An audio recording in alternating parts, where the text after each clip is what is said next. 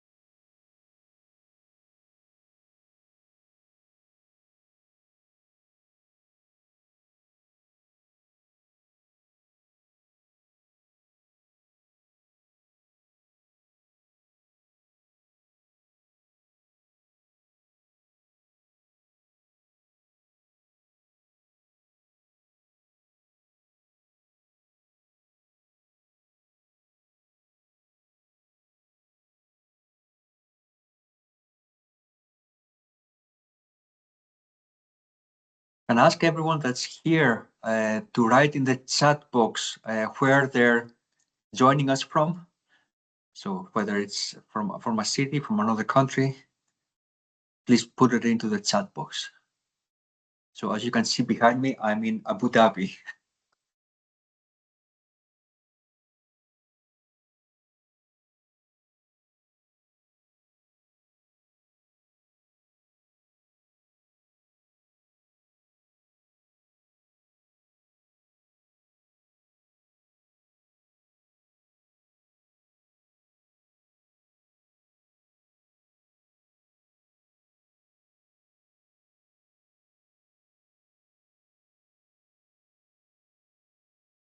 Doctor, I'm not sure if they can put a message in the chat because sometimes we are facing some issues whenever we run a session that not all of them can type things in the chat even if I make it open for them. But they can try Okay, to write something. okay, no problems, no problems.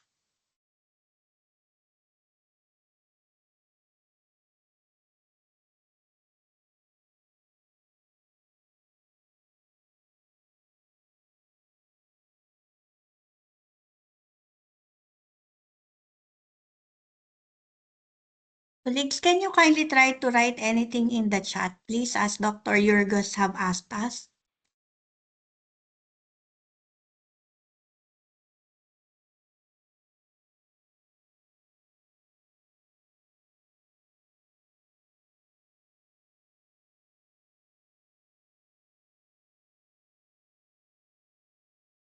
So as we're getting at 5 o'clock, welcome to everyone that's here. Let's see.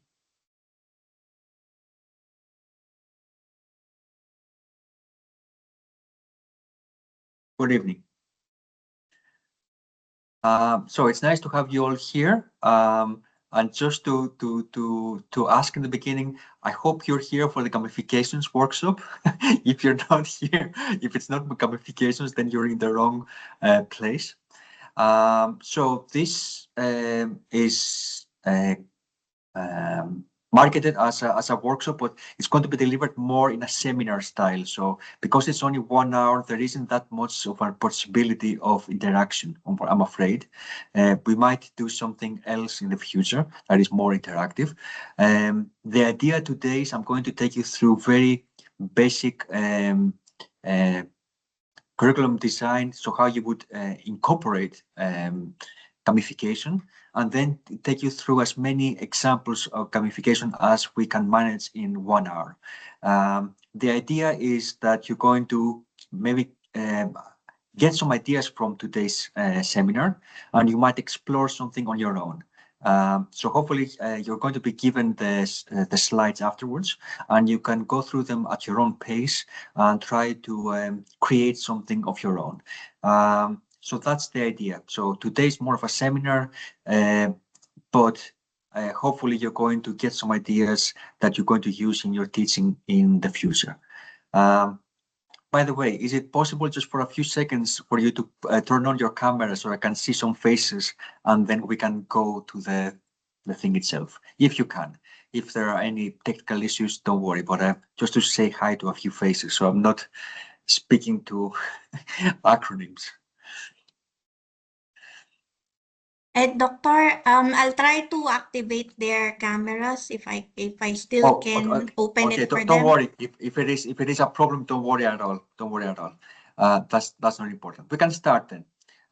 We only have an hour, so let's get started. I'm going to share my screen. So, as you all know, so today we're going to be talking about gamification in education. So it is an active learning approach. It is about engaging the students actively. And gamification takes many different forms. So it could be apps, it could be websites, it could be AI, or it could be something as simple as a meme. So I don't know how many of you have ever felt like this. I'm 35 and feel great. Who said that teaching is stressful? But yeah, something like that. Gamification is supposed to be funny. It's supposed to be humorous. It's supposed to be exciting. It's not necessarily about the learning, even though we're going to be doing something. I'm going to be giving you some examples where some learning does take place. It can be used, let's say, for formative assessment and so on. But generally speaking, gamification is more about fun, humor, and things like that. So something as simple as a meme can be is considered gamification. Now, the important thing is to know when and how to and when it's appropriate to use gamification. So first of all, I'm pretty sure that most of you would consider that your teaching is student-centered. But in order to actually prove that it's student-centered, you need to have a constructively aligned curriculum, a subject, a lesson plan. So that means we have to start with the intended outcomes or the learning outcomes. So what do we want to equip our students with? What knowledge do we want to give them? What skills and capacities do we want to equip them with? It's been a long day. Then we have to think about assessment. So how do we assess in order to know whether the students have mastered that knowledge, those skills, those capacities? And then we have to think about what is the content, what are the activities that we need to do in order to help with the assessment and meet the learning outcomes. So that is a constructively aligned syllabus, curriculum, and so on. In the last part, the teaching strategies, that is when we talk about digital pedagogies. That is when we're talking about technology and gamification. So that needs to be considered at the very end, not from the very beginning. Sometimes using technology is not necessary. It doesn't enhance learning.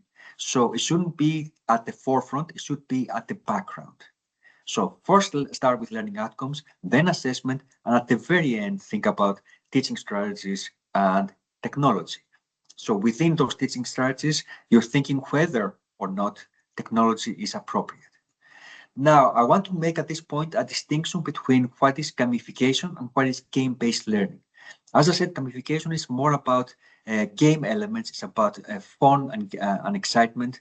It's about extrinsic rewards. It's about, let's say, doing something with badges, with stars, with leaderboards. So there's a game element to it. Whereas game-based learning, and by the way, so if that's you've noticed that in gamification, the learning part is not as important, whereas the learning part is important when we're talking about game-based learning, which is about teaching and reinforcing education. It's about structure and immersing learners. It's about meeting learning outcomes. Um, and it's about developing transferable skills. So in gamification, you're not thinking as much about uh, building skills because it's about fun and games. So gamification is more or less okay. So I've done this, and when you're doing the whole design element, you can use something like the pedagogy wheel. You can find tons of different versions of this wheel. And with this wheel, what we start is from the center. The center has the 6 levels of Bloom's taxonomy, starting from green, remember, understand, and going clockwise to apply, analyze, evaluate, create. If you go one segment further away from the circle, you see that there are action verbs. The action verbs is what verbs you would use in order to create a learning outcomes. So the first part of constructive alignment is learning outcomes. You need verbs for that. This wheel is going to help you use the appropriate verbs for each level of Bloom's taxonomy. Then the next semicircle, this next segment of the circle outside of action verbs is activities. So it's what kind of activities will help you meet those learning outcomes. And lastly, if you go to the very last out segment of the circle, you'll see apps and technologies and websites and things like that. So this is where technology, what technology can you use that could enhance those activities in order to meet the learning outcomes. So this has been is updated all the time with many different things. And as when you get the PowerPoint slides, you can go through it at your own pace and see how you can use this. Now, when we're talking about digital pedagogies and when or not to use them, first of all, you need to decide what kind of digital pedagogy you want to use or technology you want to use. So do you want to use, instead of text, video and voice? Do you want to use games and quizzes? Do you want to use collaboration? You can see there are many different apps for each one of those categories. At the same time, in order to to determine whether you want and can integrate these into your teaching lesson and this lesson plan, you need to decide whether you need to make sure that any of these apps or technology enhances or empowers engagement and interactivity, is accessible and inclusive, is functional and compatible, accurate, reliable, and up to date. So that is a tall order for an app or technology to meet most of them, those principles, in order to include it. So you shouldn't just use technology for the sake of using technology. It needs to have a purpose. So it needs to be done in a methodical way and a thoughtful way. So gamification is very much based on the ludic pedagogy. So it's a teaching philosophy that embraces fun, play, playfulness, humor. But at the same time, there is some learning happening. But as I said, gamification, the learning is not at the forefront. It is for game-based learning, but not for gamification. Again, another meme here. I don't know how many of you are familiar with Star Trek Next Generation, but this is an android called Data. And of course, what he says is very funny because he's an android and yet he needs to prove that he's a human. But anyway, as I said, memes can be considered gamification. Now, I'll take you through some forms of gamification that you can use, and I'll explain also when that would be appropriate. For instance, we can start with something like a word cloud. You can create a word cloud with many different apps, but in this case, I'm using Answer Garden. I don't know if you want to try it out now on your own, but you could go there on that website. So https uh, colon two forward slashes answergarden.ch in order to create your own word cloud. Let me know if you want to do this, and if you need more time in order to find this or not. So I'll give you a minute or two if you want to.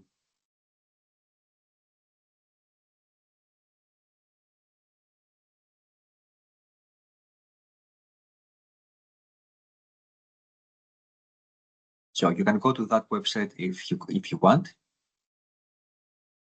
and I'll take you through the steps. Doctor, can you share the screen again so they can see the URL for the website? Oh, sorry, I stopped sharing. Apologies.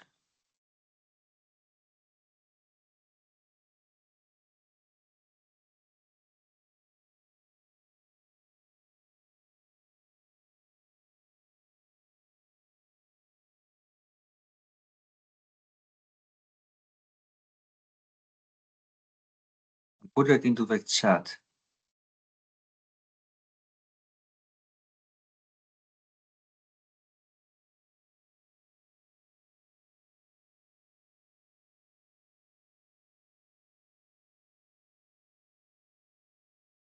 Thank you, Doctor.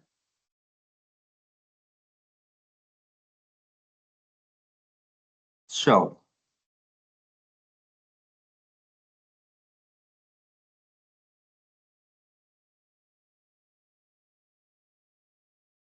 let's take you through. So as I said, there are many different apps, but Answer Garden is one of them. Or something that I need to uh, give us a caveat. Unfortunately, with technology, it can be free one day, it may not be free the next day, or functionality may be very limited. So that means every time that I'm doing something like this kind of a workshop or a seminar or anything with technology, I'm always afraid that something that was available 2 or 3 or 4 weeks ago when I created this presentation may not be free anymore. So if that happens, unfortunately, we have to accept it as because it's free. They can make it behind a paywall at any point, or it may remain free, but a very basic version of it. You're going to see what I'm talking about in a minute with another app. So hopefully, Answer Garden is still free. So if you go into Answer Garden, you'll get to a screen like this. So on the top left-hand corner, you need to add your topic. For instance, I put here, what do you know about gamification? Would be, let's say, a question that I might have asked you or another cohort if I was doing this in a class. What do you know about gamification? Below that, you see more options. What I use usually is brainstorm. Brainstorm means that everyone can give their ideas and they appear in one big screen. So that's where you put the topic. That's when you use the different versions of how you want the data to be presented. So the word cloud that I prefer is the brainstorm. Then the next one would be the answer length. So do you want 20 characters or 40 characters? Depends on how complicated the answer do you think is going to be. For instance, I usually go for 20, but it's up to you. The other thing that you will be presented with afterwards is case. So do you want all the words to be lowercase, uppercase, or just presented as you've written it? It's up to you. How do you find it easier to read? So think about your the people that are going to be reading this and what is more inclusive. I think uppercase would be far more difficult to read than lowercase. So if that was the case, I would probably go with lowercase than uppercase. And no change means that someone, if they inputted wrongly, could start with a small letter and could go all the other letters large. So if you want to avoid that, I'd say lowercase is the best scenario. Last thing is how long do you want this to be discoverable? For an hour, for a day, for a week, or do you want it to be completely hidden from outside?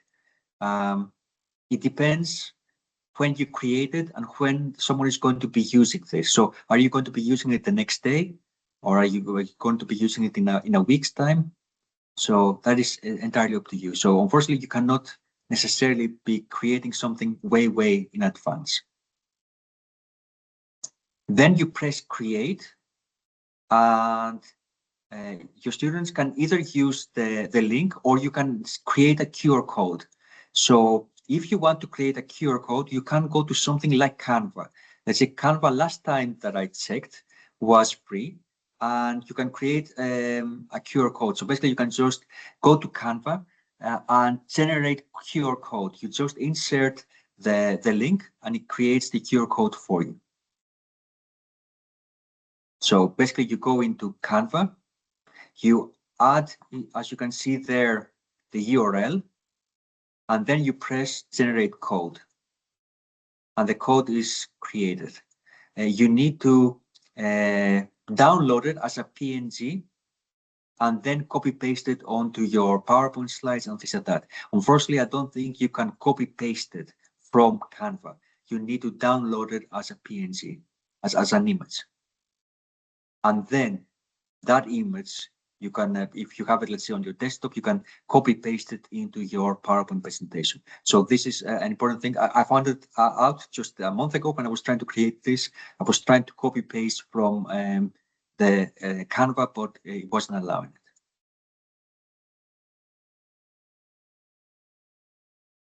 Am I going too fast, or is that okay, pace-wise? It's okay, doctor. Okay. So, and that means then that you have your answer garden, and people can put in their answers, and you can see below you get the word cloud. For instance, in this, people told me it's about games, humor, less serious, enjoyment, waste of time. So someone thought it was a waste of time.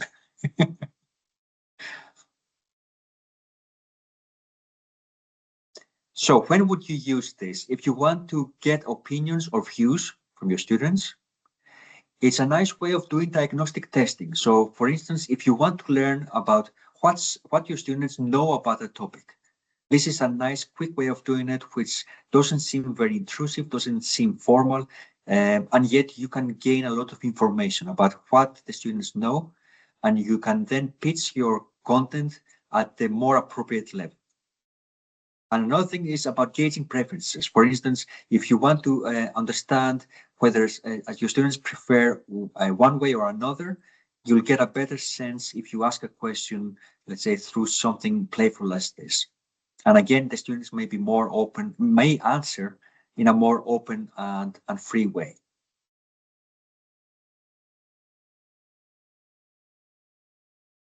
Now, if you're done with this, has anyone created a word cloud? No, doctor. Okay. So another app that we're going to be talking about next is Padlet. And Padlet is really good when we're talking about collaboration. So if you go into, as you see at the very top there, padlet.com, at the very top of the screen, so it's padlet.com, you'll come to a screen like this. It's not entirely free. You're on, let's say when I first started using Padlet 6 years ago, you could use as many, you can see there that there is 1, 2, 3, 4, 5 Padlets that I've created in the past. One says reviewing literature review. The other says main takeaways from an article. The other one says what you consider good research. The fourth one says high flex teaching. And the last one says what concerns do you have as a research supervisor? So back in the date, I don't know, 6 years ago, I created this, if not more. You could create as many Padlets as you wanted, whereas now you're limited with a free version to only 3. So that means from those, I can only repurpose 3 of them again and again. I cannot create as many as I want and use them every year if I'm teaching the same subjects. So that is a limitation that exists for the last 2.5, 3 years. But if your school allows it, you can and you can pay for Padlet, then you can have more functionality. So the first thing that you do is make a Padlet. So you press the first screen. You, as I said there, you get only 3 Padlets for free. You can reuse those 3 Padlets as many times as you want, but it's only 3 of them. So if you need to create more, you need to recreate over or write over a previous one. So then what you do is you come up with one section, for instance, the first one, where you can add a title. So how I use Padlet is have discussion questions. So I'll ask the first question, as you see here. And as you see at the very right-hand corner, it says add section. So every time I add section, there's another column. So I pressed that 3 times and I got 3 other columns. So that means I created 4 questions for a discussion. And below each one of the titles, there's the plus signal, plus sign. So that means your student needs to press the plus sign in order to add their answer. Now, if they can sign in, you can actually see the students' names and their replies. As you see below, almost none of my students signed in, so that means they're all anonymous. Then that can have its benefits. If the students just give their opinions without you knowing who said what. Then what you do is, oh, that should have been first. So yeah, the students press the plus and they add the answer. So basically then you have all their answers under each one of the questions. And what you do then, so the way that I usually use Padlet is I would give these questions before the class. So basically this would be in a flipped classroom, an activity that the students will need to do in preparation for a class. For instance, it might be questions that are complicated and the students need to think about them. So it's not something that you can ask and wait just for 20, 30 seconds and get an answer. And you may not get anything that's meaningful. So these are more deep questions. The students need time to answer them. So basically you need to give those questions beforehand. And then what you do is you need to give them, let's say, a time frame that they need to answer those questions by a certain time in order for you to have the time to collect all the answers and, for instance, create a word cloud. So basically go back to the previous one. So create a word cloud with all their answers and try to see, and either they or you needs to start seeing patterns in their answers and then have further discussion in class. So basically in class, they're not going to be providing the question, but they're going to be analyzing and reflecting on the answers of their own and of their peers. So it's a very nice way of going into deep discussion and reflection. So that's how I would be using this in conjunction with the word cloud before. So you can collect on all the answers and create a word cloud in order to make the answers quite visual. Now, at this point, I'll stop and see if there are any questions about anything that we've done so far. Has anyone used Padlet or a word cloud before? You can put your hand up or...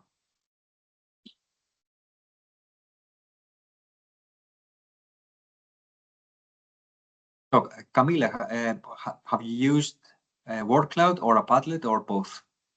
Yeah, I've used Padlet at college actually in one of my presentations, and it generated a lot of engagement, and it was good for me to gauge the attendees' knowledge before going into the presentation itself. Yeah, that is a very good way of gauging prior knowledge. Yes. Anyone else?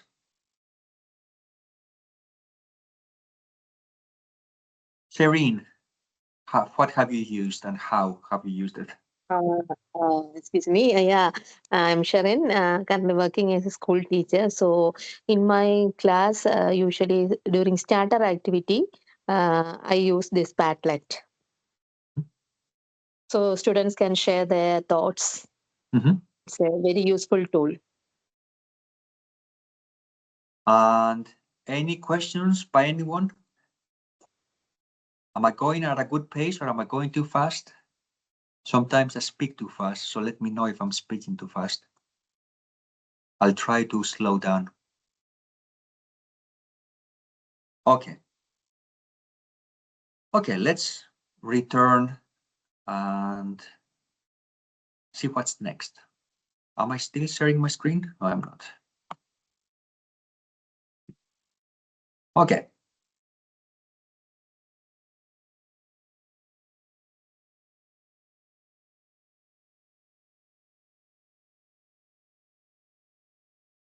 Now, so something that I wasn't sure is who's going to turn up, and so that means I don't know exactly if what I'm pitching here is too simple or at a right level. So maybe some of these things are more aimed towards, I don't know, primary secondary school instead of higher education.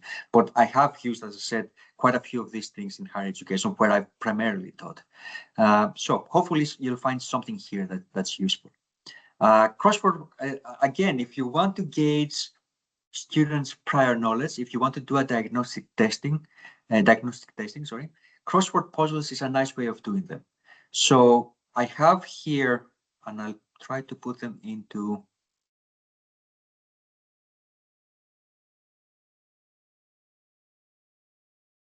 the chat.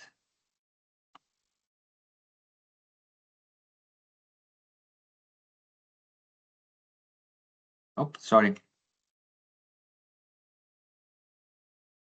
Bear with me for a second.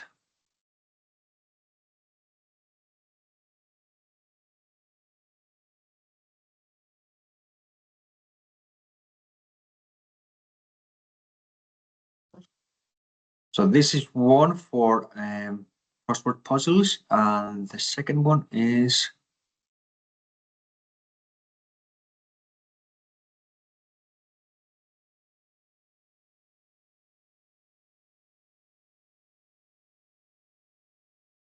again, I'm hoping that at least one of them is still free. Last time I checked a month ago, they were both fine, but you never know. So, and I'm sure there are many others. So if you know of other apps or that you use for any of what we've discussed today. So if you know another app for word clouds, please put it in the chat if you can. If you know something else about crossword puzzles, please put them in the app. If you know any other app about collaborating and exchanging ideas like a Padlet, please put it in the chat, and so that we can share ideas with each other. And I may get ideas for a future workshop.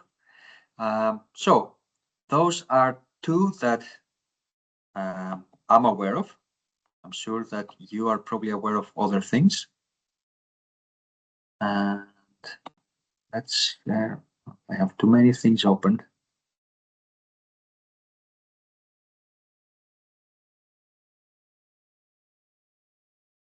Here we are.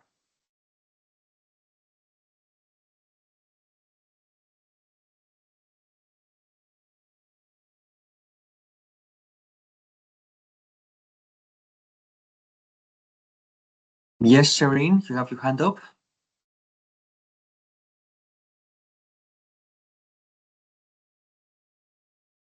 Okay, that was probably maybe from the previous one. So if you go into the first one, crossword puzzles, you will get to this kind of screen, hopefully. And I'll try to take this slowly if you want to do it with me. The first thing that you need to do is give the puzzle a title. So it's, the first big arrow. The second one is start populating. So what you need to do is enter the answer. Then it's very important to have a space and then the clue. So answer, space, clue. Then you go down to the next line and do the same and do as many answers and clues as you want. It needs to be one word clue per line. I'm not sure if there is a limitation on the number of characters for the clue, but there's one word for the answer. You need then to scroll down and finish and save.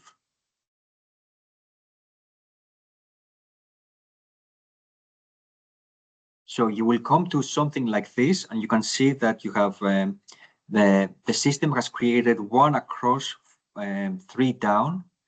And what you can do there, you can see you can print it or you can share it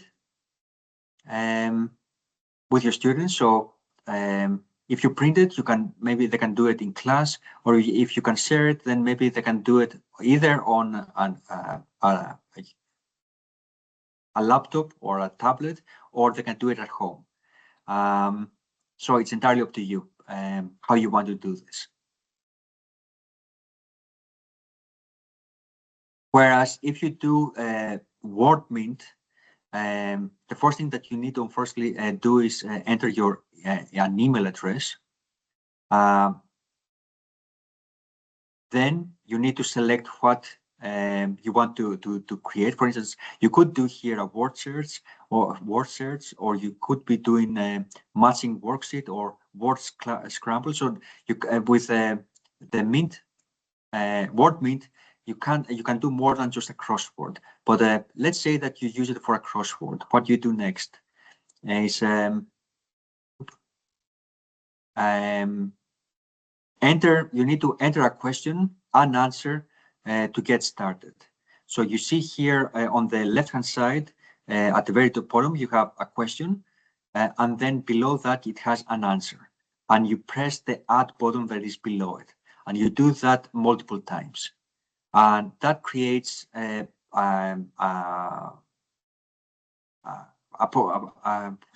called a puzzle, a crossword puzzle that you see here on the right-hand side.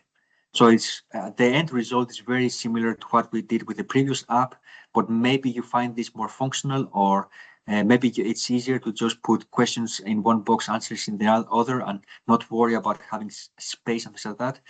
But at the same time, just be aware of both, just in case one of them goes behind a paywall anytime soon.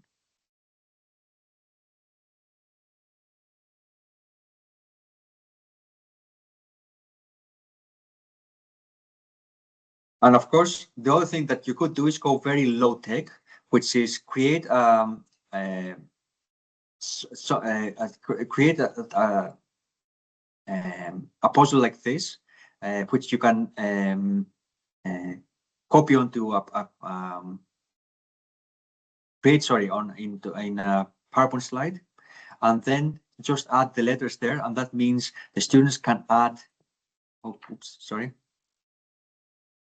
Add letters into each one of the boxes. So that means they can drag the letters into the box. So this is very low tech if for some reason you're not able to use anything that's free. But sometimes it can be fun if you have students that are, I don't know, in primary school and they create this themselves. So maybe the activity itself can be the fun part, and not just doing the crossword puzzle. Now, something else now that has many options. It's using a website like Flippity. as you can see, well, first of all, I'm going to share the website with you in the chat box.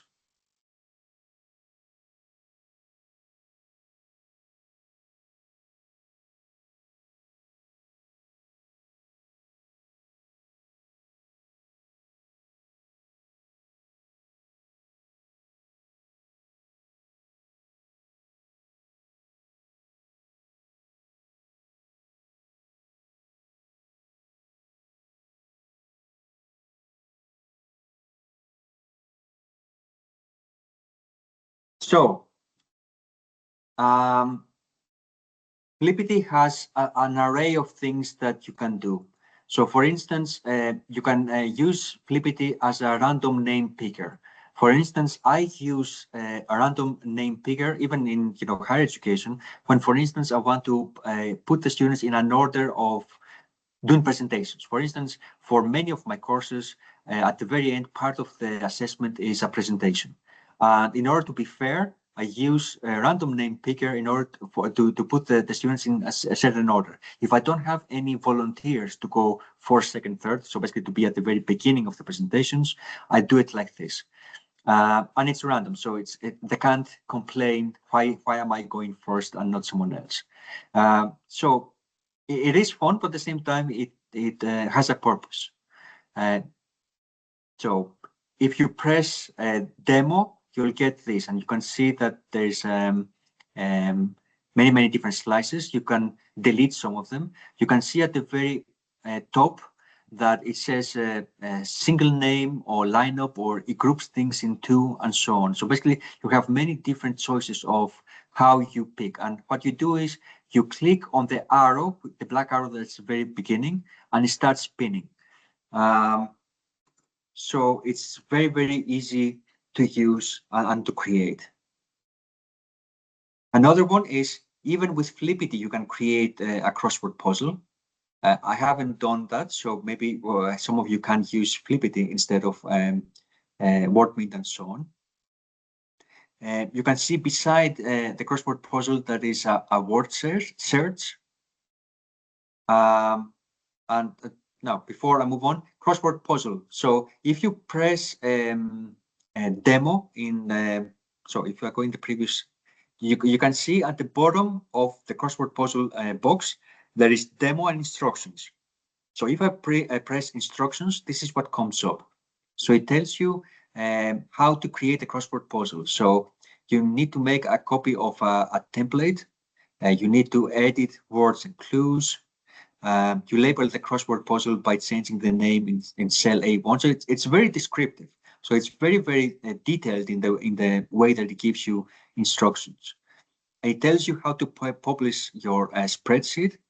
It also tells you how to get the link and how to share it with others. So it's very detailed. And how the way that you can use it is if you press demo, which is beside instructions. Now, the other one that I've used for diagnostic testing is the Flippity Quiz Show. The Flippity Quiz Show is it's like the American quiz show that's called Jeopardy. So it's like the Jeopardy game, where I don't know if I have it. Yes, here. So this is the Jeopardy game. So basically, in the columns you have some categories, and you have points for questions that you can't see. And the more points you go for, the more difficult the questions get. So basically, 100 is the easiest question under, for instance, curriculum development. So myself and my colleague Irene, created this game for a certificate of teaching in higher education. So the categories we chose was curriculum development, learning outcomes, teaching modalities, teaching with technology, professionalism, and random things. So basically things that didn't fit into any of the previous categories. So for the 100 points, it was the easiest question, going up in complexity down to 200, 300, 400, and 500. The students were split into small groups. and teams, not groups, teams, and they were answering as a team. So they were picking questions, they were giving an answer. If they got it right, they got the points. So for instance, in this case, the first team got 400 points for answering correct, teaching with technology for 400 points. Now, the way that we use this is the certificate had two core modules. The first module was about teaching. The second one was about learning. So didactics, pedagogy. So the first session of the pedagogy course, we wanted to make sure that we wanted to gauge how much of the previous course they remembered and understood. So this was diagnostic testing. And we didn't say that to the students, but we used this in order to understand how much of the previous course the students knew about and fully understood.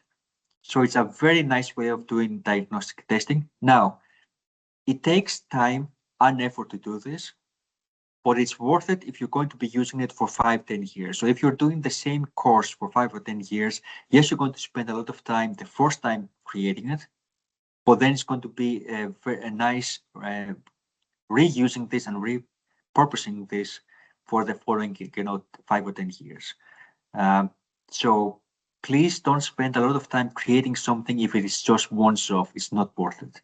If you are going to be reusing it several times, then it is worth creating something like this. So this is the Jeopardy game. And again, if you go into instructions, it has very detailed instructions on how to create it, how to publish it, and how to share it.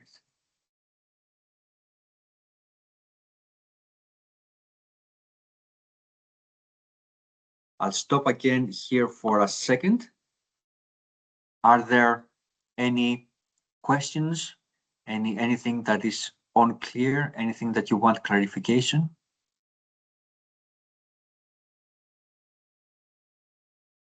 Has anyone here ever used Flippity? Anything on Flippity? Or anything similar?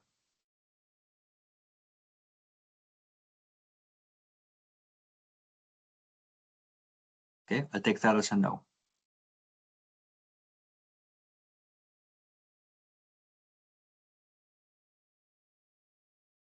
Okay, so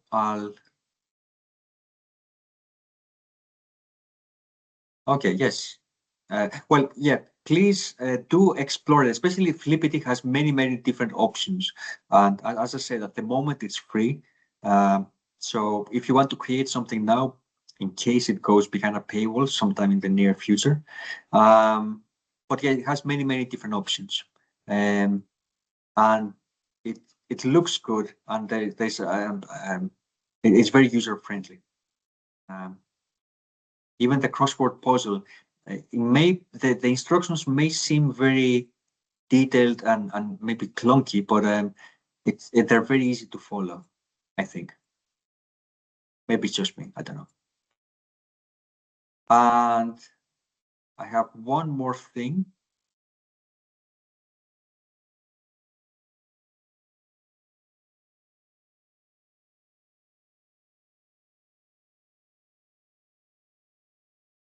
So, funny enough, I was doing a course yesterday and we were talking about learning theories, and we were talking about behaviorism as, the first learning theory in education. So if you want repetition or of material, or you want students to be able to memorize something that is absolutely foundational to a course, using flashcards is a nice way of doing that. So if you want the students to be able to memorize something more easily, you can create flashcards. Sorry. An app you can use for flashcards is Cram. Again, at the moment it's free. So again, if I'll try to share this.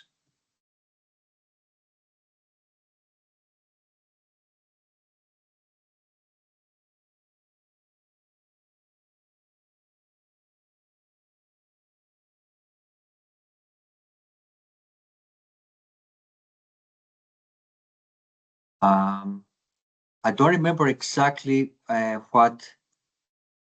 Camila, you have your hand up. Is that from previously or for now? Yes, I have a question. I'm not sure if you want me Yeah. to ask it now. Okay. Uh, is gamification an assistive technology? Is there something, for instance, that is available to support students of diversity or students who need extra support, or is gamification not considered assistive technology at all? I I would distinguish the two. So gamification is not necessarily built in that way, unfortunately, at the moment. Now, can it be inclusive? I'm not sure.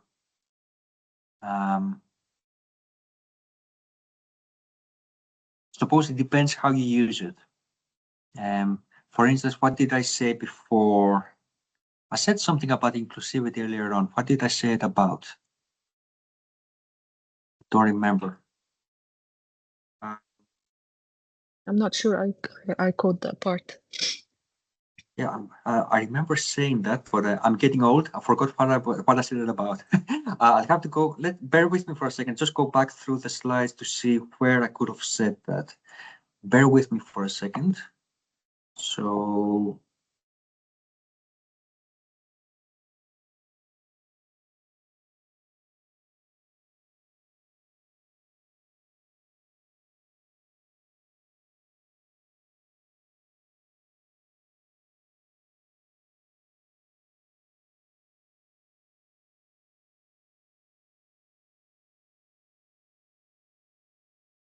Well, yes.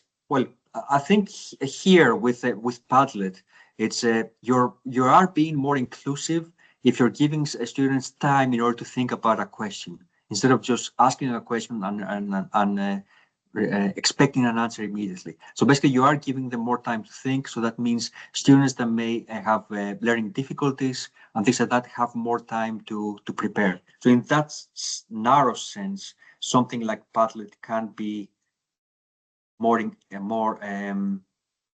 inclusive. Having said that,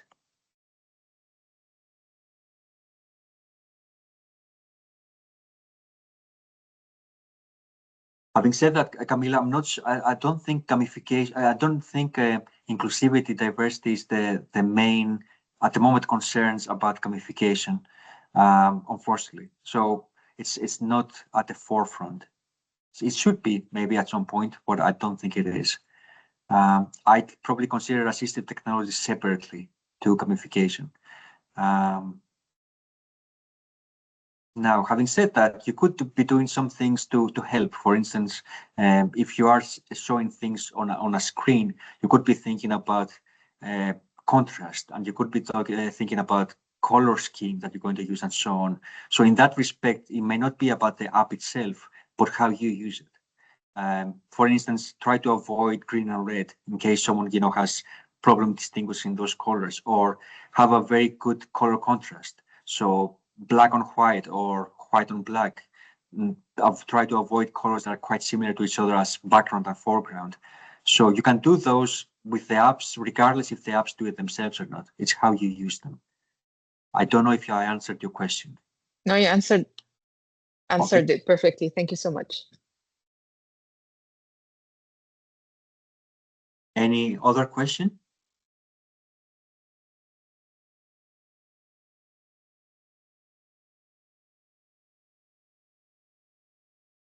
Three, two, one, gone. Okay, so let's do the last part. Okay, so here we are. So I think what I didn't say so far is for instance, here in Cram, you need to log in. I don't remember what exactly you need information-wise in order to log in. So whether, let's say, you can use your Google account or you need to provide any more information, I'm not sure. So please be careful when you use apps like this, whether you want to offer any personal information or not, whether they're asking for too much. in terms of personal information or not. So that is a personal preference. Please don't give away too much of your personal details to any of these apps, especially if you're not going to be using it very frequently. So for Cram, I'm not sure what it requests in the login page. But if you go through the, oh yes, okay, sorry, I forgot about this. So I usually sign in with my Google account because I think it requires the least amount of information. At the same time, if you want, you can sign in. So you can create a username, you can use an email and create a password. So it's up to you, but I usually sign in with my Google account. Then you'll come to a page like this, where you can create a new set. So where the big arrow shows create a new set.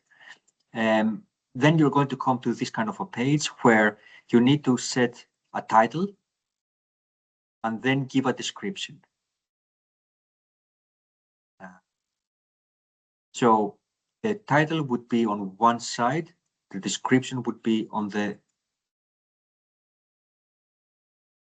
you can add subjects if you want. That is optional. So basically, at the front, you're going to have a concept. At the back, you're going to have the definition of the concept, and also a hint or tip for concept 1, concept 2, and concept 3. And you can create. You can see at the very bottom of the here that you can add as many cards as you want. You just press the plus button. So that means you create cards. You can print them, and you can give them to the students, and they have to guess what the concept is from the definition, and they can use the hint if they want. So then if you want, you can add to folder or finish and create the set. And what you do is you can click or press the spacebar in order to begin. So you can do it online. I think you can also print them and give them, as for them to use them in their hands. Be very tactile with it. And here I have some instructions on how to do it. So use left and right arrow keys to navigate between flashcards. Use up and down arrow keys to flip the card. Press H to show the hint, and A reads text to speech. So Camila, this is a very inclusive app because it actually has text to speech. So if you're talking about inclusivity of different groups, Yeah, then this is definitely an app that can do that. So this is very timely that this app came now after Camila's question. yeah, perfect. Thank you so much.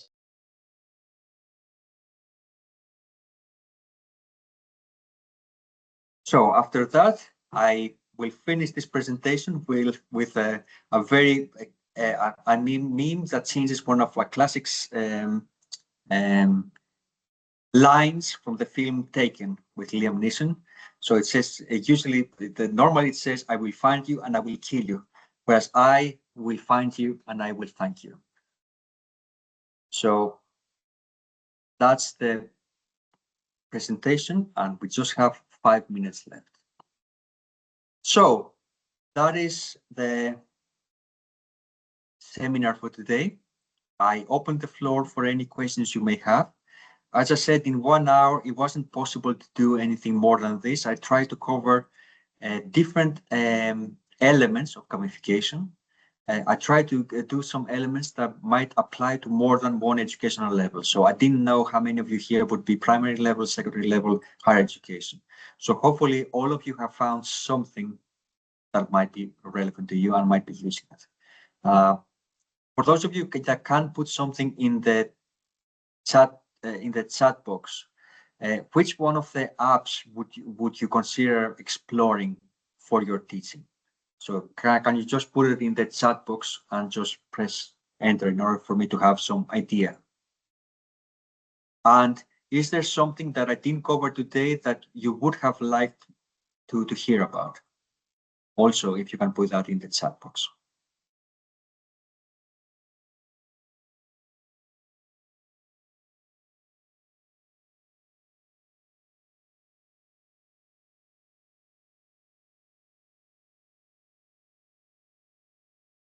Padlet, Flippity and Padlet,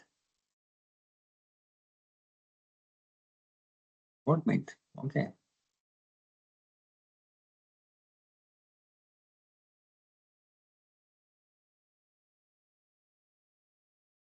Okay, there's an array of things. So Padlet and WordMint and Flippity and okay.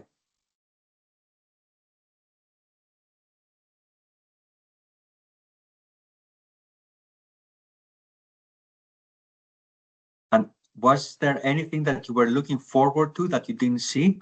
Oh, by the way, Ivy, you have your hand up. Yes, Is there doctor. something wrong? Actually, I just want to ask our colleagues if in case they wanted to have like a longer version or a proper workshop for the gamification under your presentation, doctor, they can just contact us and I'll try to arrange it for them.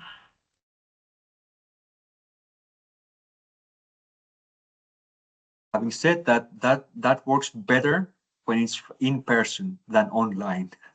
So we might have to consider that. So how many of you can actually, where could this be delivered, and how many of you, where would most people be able to attend?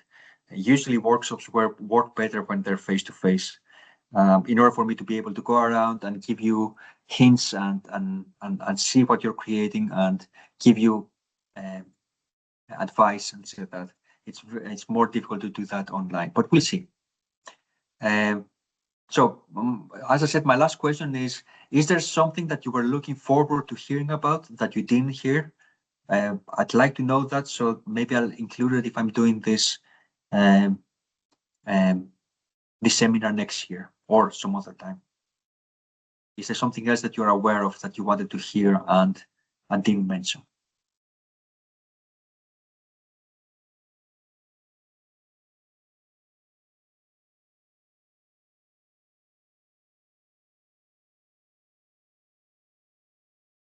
Okay, if you think about something, close, just put it there. Okay, and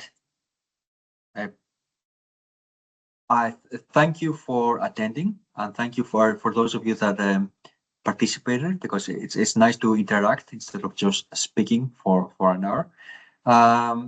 As I said, I hope that you found even one thing that might be worth exploring. I'm not saying using, but exploring.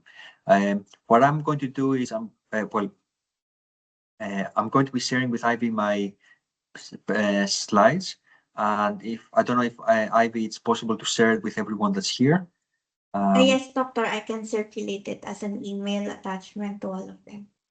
Okay, so if that's the case, you can all go through those slides at your own pace.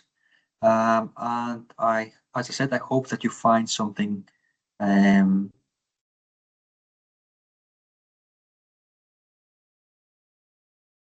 for the future. So I think we're done. Thank you very much for being here, and hopefully we might cross paths sometime in the future. Take care.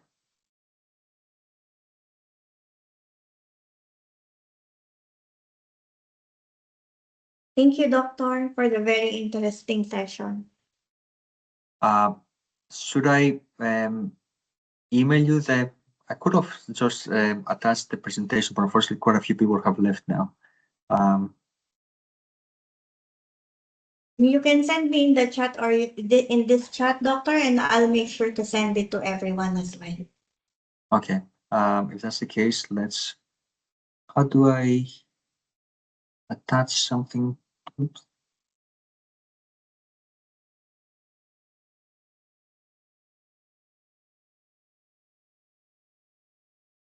Doctor, you can just drag that file to the chat, but it depends actually on the file size. Sometimes maybe if it's a huge file, it might not go. Yeah, might be too big. We'll see.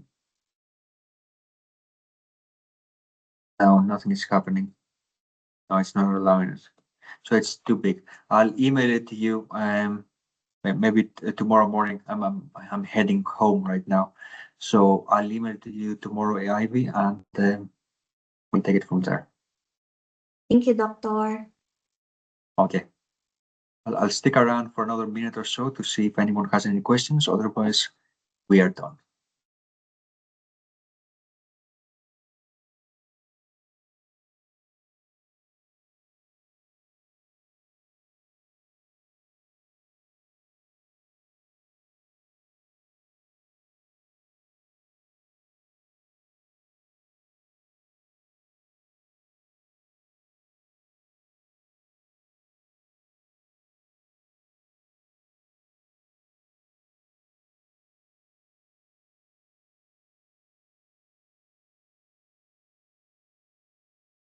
Doctor, I think we can end the session already. Most of them left. Thank you, Doctor. Okay, take care.